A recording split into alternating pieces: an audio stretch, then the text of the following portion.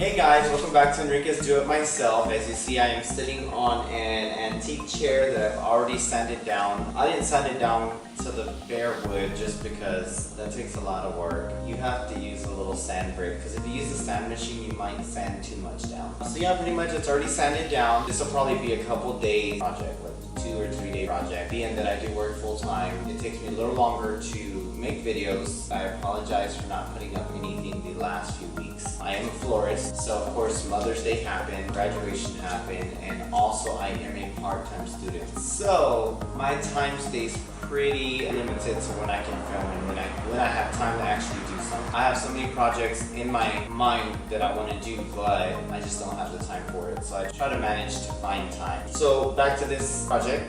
What we're going to do is we're going to take the fabric off, repaint it, and then we're going to put this really pretty white fabric that has pink and blues and purples. And I don't care about painting it because we're changing the fabric out anyways. We're going to paint it like a really pretty blue. This is actually a friend's chair. She asked me to redo it and I told her I would as long as I can make it in a YouTube video. So shout out to Doreen. Sorry, I always say your name wrong, I'm sorry. But yes, Doreen asked me to redo this and she bought the fabric. This is her chair. Let's get started. We're gonna start pulling off the fabric from here. I have no idea how I'm gonna do that. Well, that looks gross. This is just ornament fabric glue.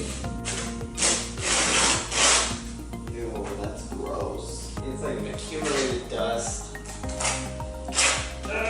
Enrique versus the chair. The chair's winning. Those are some good staples too. It's like this fabric is so old that it's like falling apart. I shouldn't use my teeth. Oh god. Alright, so we're using the, I can't even say this name, Clark+Kensington paint, and the color is, I forgot the name of the color. It's like Mountainsside blue or something like that. Mountain something blue. It's a really soft blue color. It's almost a baby blue. I'm just gonna use it straight from the can just because I don't feel like pouring it into that little beanie flower, the tray. This is actually going into a craft room, so I think it's a perfect color for it, to be honest. Sorry for the traffic. I live on a street that is very quiet, very calm. No cars ever go by on me. But, you know, of course, the day I decide to film a video, everybody wants to drive down my street. Gosh, this is so like satisfying for some odd reason. Do like a Bob Ross, and you just paint, you just slide the brush, just let the brush take you. You know, you paint the trees, just paint the trees. Half the trees. Down business. I'm gonna take this watch off before I destroy it too. So just start painting wherever you want. I'm gonna start up here. And I think this is latex paint as well. Dabbing it in and also stroking it in. Like in the crevices, because you can't always get into the crevices. Just get in there, get in there. This might take a couple coats, by the way, because I know when I did the vanity, I just noticed the other day that there's spots that I missed. So it might be smart to let it completely dry before trying to do another coat. A lot of that glue that they use, the fabric glue, stayed stuck on there, so I'm just gonna paint over it. We're gonna end up like putting those little nails in it anyways, little decorative nails. I mean, now if you wanted to go for like a rustic look, you can let the paint show through. Like a farm style, rustic.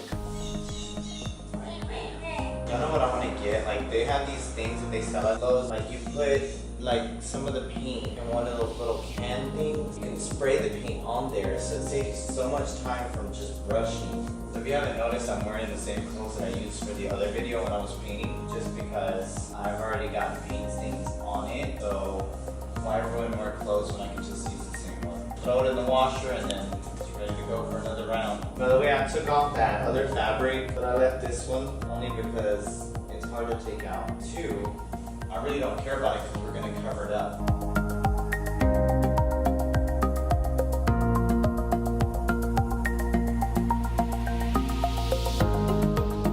So guys, I'm done painting it. I'm going to let it dry for at least a day or 2. I do need to paint the actual like feet of the chair because I didn't want to paint all down there and get dust dust on my brush and stuff. So I'm gonna let this dry for a day or two, and then I'm gonna come back and try to add the fabric on. Actually, I need to use the polyurethane to seal it, and then I'll come back and do the fabric on it. Alright guys, so now that we're back, I've already painted the whole chair. I've done a couple coats, but it's kind of hard to get into these little design crevices, so we're just going to go ahead and go put the polyurethane. It also gives it character anyway, so we should be fine. I'm going to start off on the bottom, that way I can just turn the chair around and start painting everything else.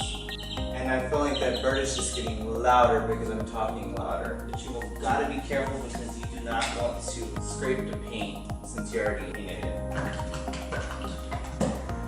Shake well before you use it. Stir it. And you're gonna have to let this dry for like 2 hours. After you paint or after you do the polyurethane, you always want to clean your brush out afterwards.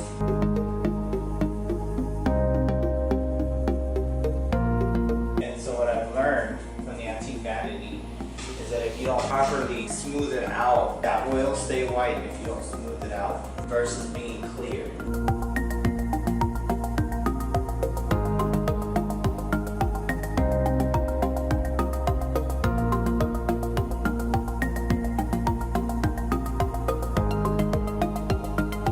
By the way, you always want to paint before you start adding the fabric to it. Alright guys, so pretty much I'm already done adding the polyurethane on there. What's next is, since I want to lift this up, because at the bottom all it is a bunch of pieces of leather strap braided in, stapled into the wood. So what I'm going to do to lift this up, I bought this piece of plywood. I already cut the top part off just to test out the saw machine. I've never used a saw machine before. Saw shink?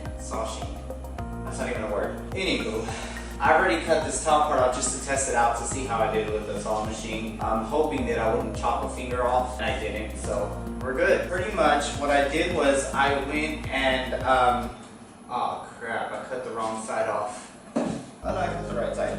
Anyway, pretty much what I did was I went and I measured the bottom. So I measured, because you know, it gets wider towards the front of the chair than it does towards the back. So I measured the length from back to front, side to side in the front side, and then the length back side. And I measured it on the piece of wood. I started from the middle of the wood just because if you start from one of the sides measuring, you're not going to get the right measurement because the chair angles inwards. So you have to start in the middle and then measure it.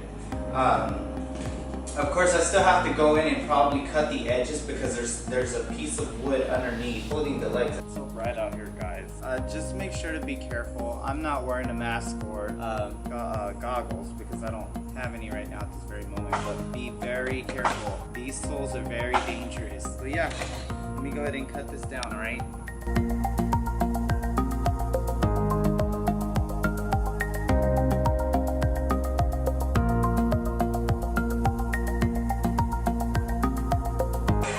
Went through and winged the other side. I'm probably gonna have to go back and recut it. Now that the polyurethane is dried, I'm gonna go ahead and start applying the fabric. Originally I was planning on putting the wood first, that way it lifts all this up, but I haven't gone to Lowe's to pick up the little L brackets to nail it into the frame of the chair and into the piece of wood. So what I'm gonna do is I'm just gonna go ahead and do the fabric. You want the fabric to be tight, so kind of smart to do it this way. That way when you put the wood in, it'll keep everything really tight and you don't have to worry about trying to stretch it and make it tight when you're nailing it in. I've never tried a staple gun, which actually I bought nails for it instead of staples, because what I'm going to do is I'm going to cover the nails with little rhinestones. That way it looks cute since it is for a craft room.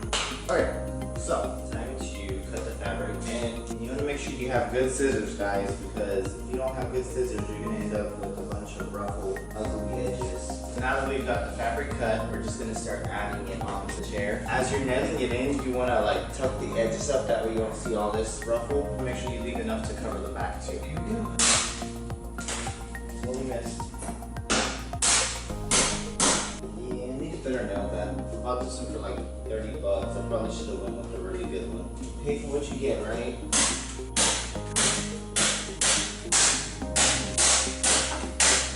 So that's pretty much much all you do throughout. You tighten the fabric, you nail it in. I'm using nails, some people would use staples. But the reason I'm using nails is because I'm gonna cover these nails up with little rhinestones to give it a pretty finish. I think this fabric is cute on this chair. Some people would put the wood at the bottom first. I'm doing that last because I don't have the L brackets. Also because doing it this way, I'd be able to tighten the fabric a little more right now. And then once you put the wood on the bottom, it pushes it up so it tightens it even more. And that's what a lot of people want on their fabric. It's really not hard. It's just time consuming. And like I tell you guys, I go to school at night and I work in the morning. I'm a full-time employee and a part-time student and a part-time YouTuber.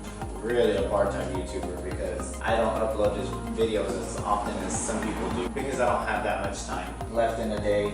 I'm trying to do it evenly, that way I know where I need to tighten, where I don't need to tighten. Here. Oh, yeah.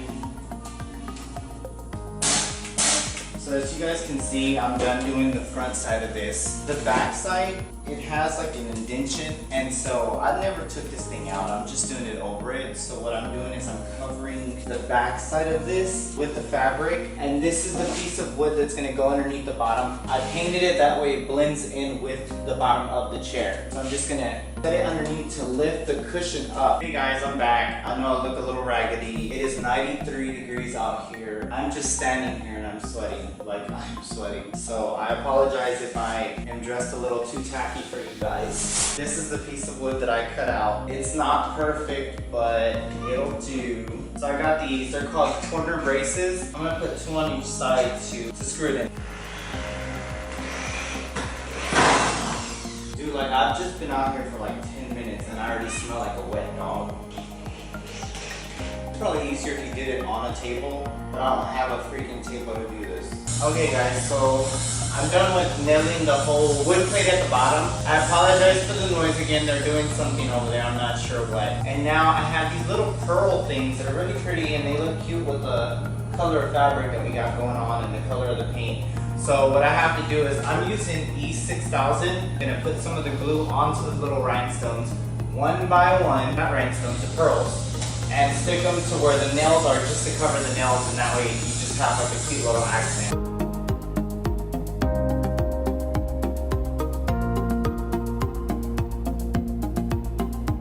Alright guys, so this is the finished product of the chair. It did take me a few days to do it just because it's like 90 to 93 degrees outside and it's humid hot. Thank you for watching. Like, subscribe, and share. See you guys soon. Bye guys.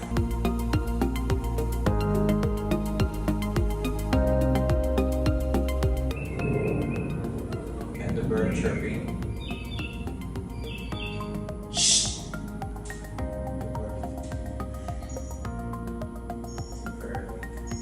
Sometimes when you squeeze this bottle, you get a lot out at a time, and you can't get it to stop running. This happens to me at work. I should have learned my lesson. Hey, stop. Stop! It's still coming out. Okay, what if I just put it upward? Will it stop? No, it's not stopping. It's not stopping. Oh my god.